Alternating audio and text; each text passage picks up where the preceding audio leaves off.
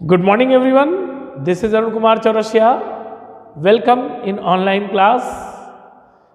In previous lecture, we have already read about administrative centers, temple town, pilgrimage town, etc. Today, we will read about some another topic. The first is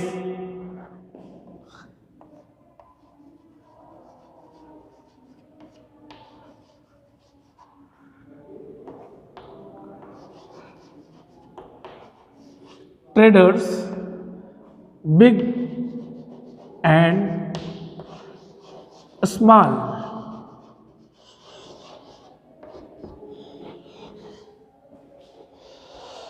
There were many kind of trader. These included banjaras. Several traders, especially horse traders, formed association with headmen who negotiate on their behalf with warrior who brought horses. मतलब कि प्राचीन काल में कई तरह के जो है व्यापारी पाए जाते थे जिनमें बंजारे भी सम्मिलित थे। इसके अलावा जो घोड़ों के व्यापारी थे उन्होंने अपनी एक संस्था बना रखी थी जिसमें एक बड़ा व्यक्ति उनकी तरफ से जो है उनके बिहाफ पर जो है जो योद्धा होते थे उनसे जो है घोड़े खरीदने के बारे में बातचीत करता था। Since trader had to pass through many kingdoms and forests, they usually travelled in कारवांस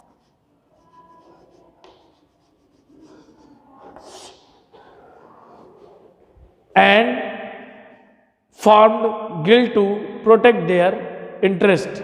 मतलब कि ये जो व्यापारी होते थे वे जो है एक समूह में कारवां में जो है बेटा चलते थे और इसके साथ साथ उन्होंने भी एक श्रेणी बना रखी थी जो उनके हितों की रक्षा कर सके।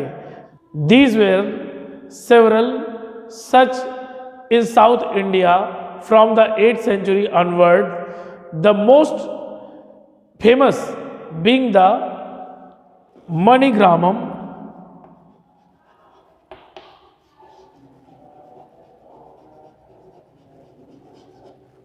and नानादेशी।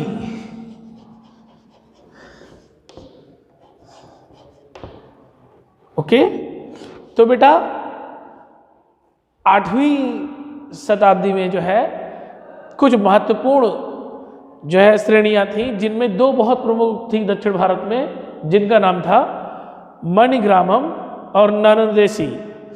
These guilds traded internally and extensively both within the peninsula and South Asia and China। मतलब ये जो दोनों गिल्ड्स थी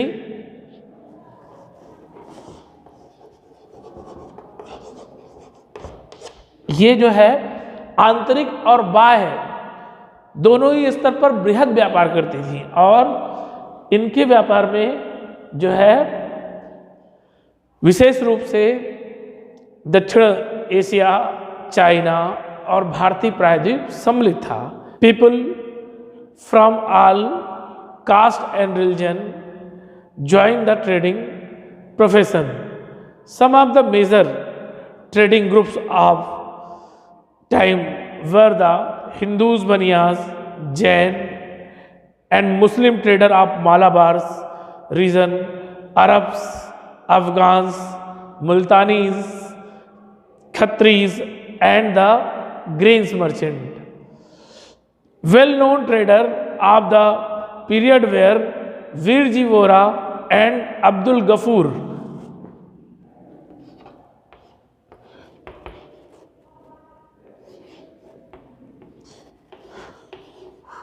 Vora and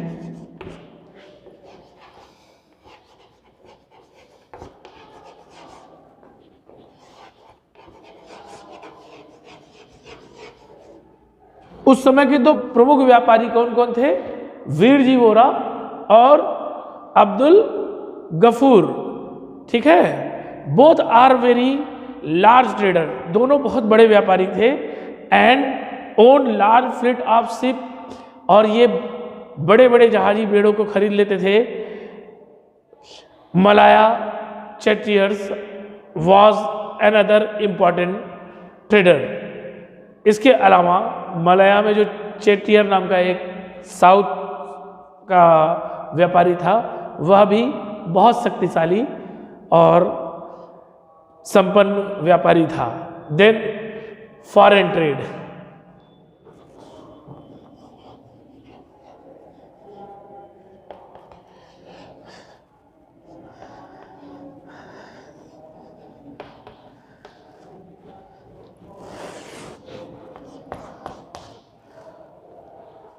the Indian trader traded extensively with the port town of the Red Sea, Persian Gulf, East Africa, Southeast Asia and China.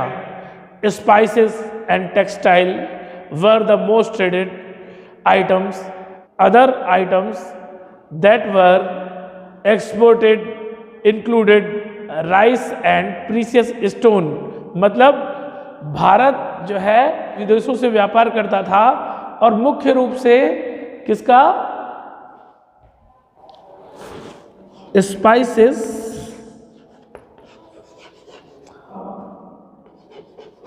And textiles, इसका जो है वो व्यापार करता था मुख्य रूप से। इसके अलावा भारत से जो है चावल और साथ साथ कीमती पत्थरों का भी व्यापार किया जाता था। Metal such as silver and tin from south east Asia and good qualities of horses from Persia were the some of the most important import to India. मतलब कि कुछ महत्वपूर्ण धातु जैसे टिन और जो है चांदी, दोनों जो है बेटा साउथ ईस्ट एशिया से भारत में आती थी। इसके अलावा बढ़िया तरीके के जो घोड़े थे वो फारस से भारत में आते थे। The town on the west coast were homes of Arab, Chinese, Jewish and Syrian Christian trader. जो भारत का पश्चिमी तट क्षेत्र था, यह जो है अरब के लोगों के लिए, चाइना के लोगों के लिए, साथ साथ जेविस और सीरियन क्रिश्चियन के लिए जो है रहने का एक प्रमुख स्थान था। Indian spices and textiles sold in red sea port were taken by Italian trader to European market where they fetch very high cost और हाई प्रॉफिट। मतलब भारत से भेजा गया जो है मसाला और वस्त्र, ये दोनों रेड सी के तट पे जब पहुंचते थे तो इटालियन व्यापारी द्वारा उसको उतार लिया जाता था और उसको बहुत अधिक लाभ पर जो है यूरोपियन मार्केट में ले जाकर बेचा जाता था। Thus there were a lot of long distance that taking place, bill of exchange called hundi were recording of deposit made by person। मतलब कि जब लोग बेटा दूर दूर की यात्रा करते थे, पहले जो सभी व्यापारी होते थे उनके बाहर बाहर अलग अलग जगह पे अलग अलग केंद्र होते थे। जैसे सपोज कीजिए ये केंद्र इंडिया में है और ये साउथ ईस्ट एशिया में है,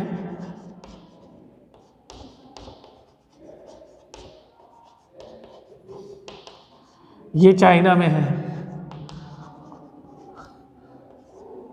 और ये अरब में है। ओके,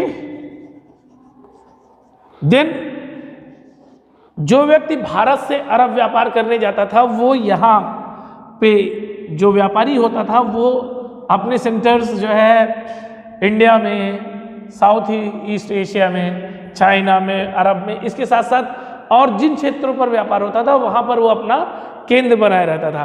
तो जो लोग भारत से व्यापार करते थे इस व्यापारी के सेंटर पर आकर यहाँ पर अपने पैसे को जमा करते थे। उसके बाद इनको एक रिकॉर्डिंग रसीद मिलती थी जिसको बोला जाता था हुंडीज। इसमें जो है वे लोग जो है ये इस बात का प्रमाण होता था कि इन्होंने यहाँ पर पैसा जमा किया, और ये हुंडीज जो है बेटा सुरक्षित पैसों को सुरक्षित ले जाने के लिए प्रयोग हुई।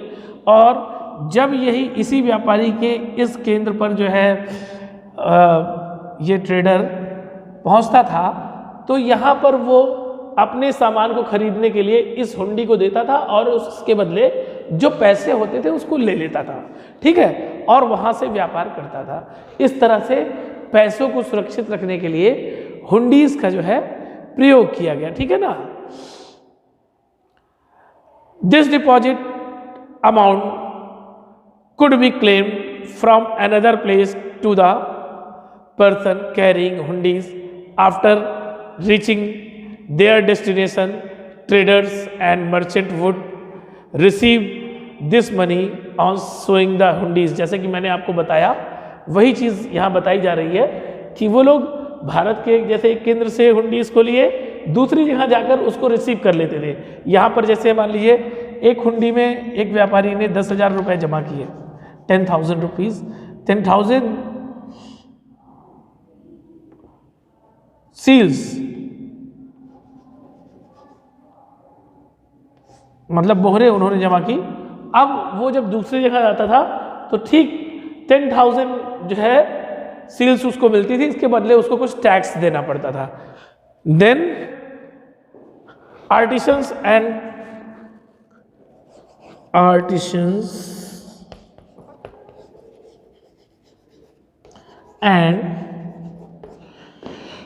craftsmen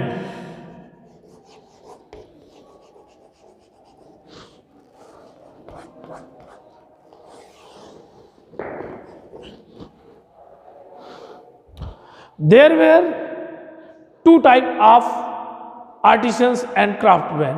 One were the rural traders or artisans who work part time in profession like the oil pressing, indigo cultivation, sugar manufacturing, and the other were the professional artisans like sculptors and weavers.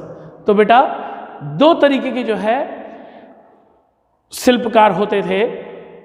एक जो है ग्रामीण व्यवसाय को अपनाए थे जो कि पार्ट टाइम जॉब के रूप में उसको करते थे, मतलब उनका मुख्य व्यवसाय क्या था, कृषि था, पर इसके अलावा बचे हुए समय में वो पार्ट टाइम जॉब के रूप में ऑयल प्रेसिंग का वर्क करते थे, इंडिगो कल्टीवेशन, जिसको इंडिगो मीन्स होता है नील, नील की खेती करते थे, और उसके बाद जो है चीनी को बनाने का काम करते थे। इसके अलावा कुछ व्यावसायिक रूप से प्रोफेशनल लोग थे जिनमें जो है स्कल्पचर्स, शिल्पकार और जो है वीवर्स माने जो है बुनकर सम्मिलित थे।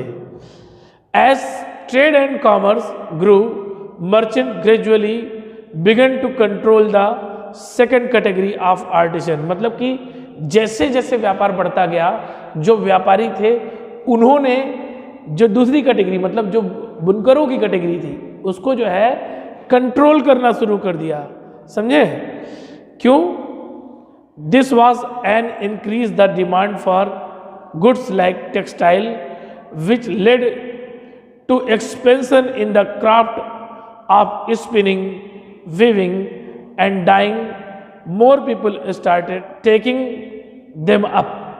तो मतलब बेटा जैसे जैसे सूती वस्त्र की मांग बढ़ती गई वैसे वैसे यह जो व्यवसाय था एक बड़े विस्तृत रूप में विकसित होता गया।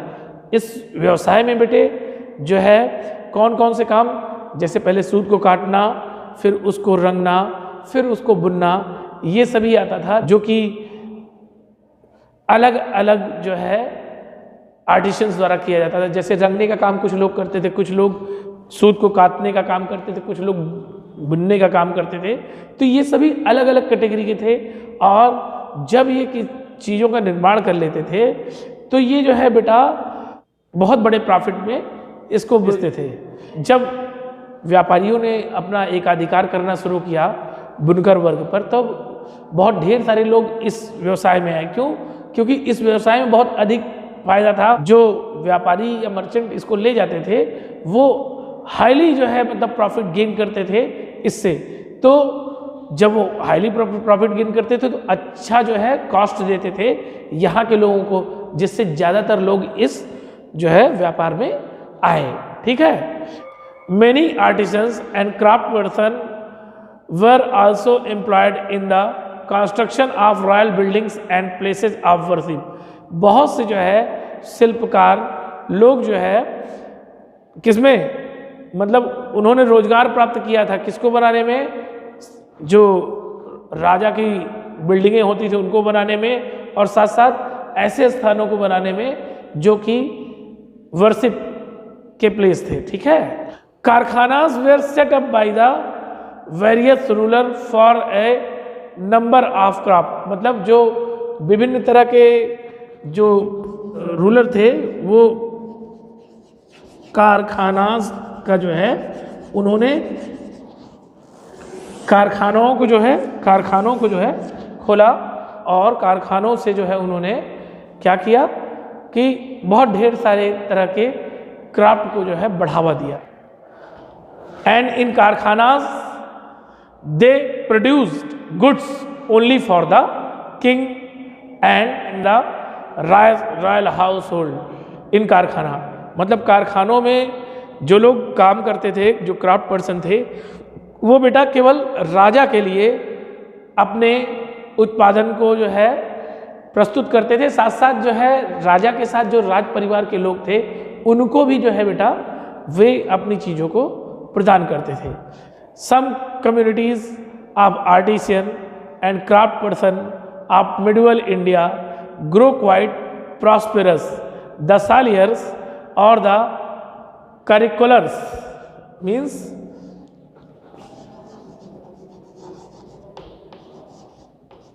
सालियर्स और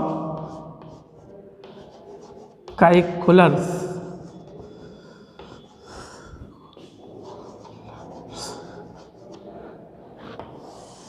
ये बेटा दो जो है बहुत प्रॉस्पेरस जो है मतलब क्राफ्ट पर्सन की जो है कम्युनिटीज़ थी, जो कि मतलब they made donation for temple. वे जो है कर देते थे किसको, डोनेशन देते थे टेम्पल को। ठीक है।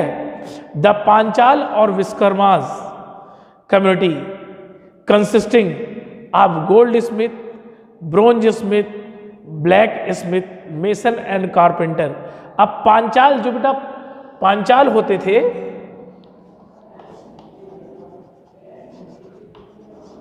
ये बेटा 5 कैटेगरी को मिलाकर बने होते थे।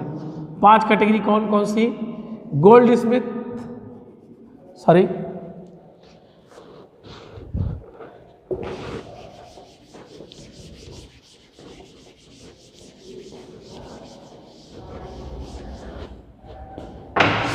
पांचाल और विश्वकर्मा की जो क्वालिटी थी बेटा ये 5 रूप में बनी थी। फर्स्ट जैसे गोल्ड स्मिथ इसमें शामिल थे। गोल्ड स्मिथ माने आप जानते ही हैं कि जो सोने का वर्क करते हैं उनको बोलते हैं gold smith. Then second black Smith,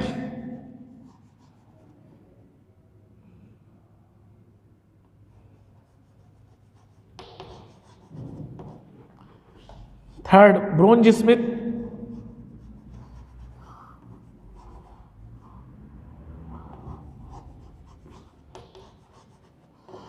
fourth mason, fifth carpenter.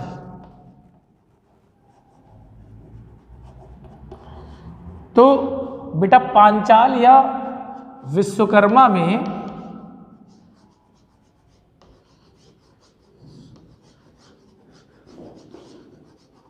ये 5 जो है ग्रुप्स जो है सम्मिलित थे, जिसमें ये 5 ग्रुप किस किस चीज के थे। कारपेंटर बेटा जैसा कि आप जानते हो फर्नीचर का वर्क करता है। मेसन जो कि जो है मतलब बिल्डिंग कंस्ट्रक्शन का काम करता है। इसके बाद जो है ब्रोंज स्मिथ जिसका मुख्य कार्य क्या है, कांसे की मूर्ति का निर्माण करना। और blacksmith you have already know about blacksmith, they making the iron tools. So these are including in Vishwakarmas और Panchalas and they constructed palaces, reservoirs, etc. So this is all about the trader big and small, foreign trade and artisans and craft person. So we will meet in next lecture next day. Thank you.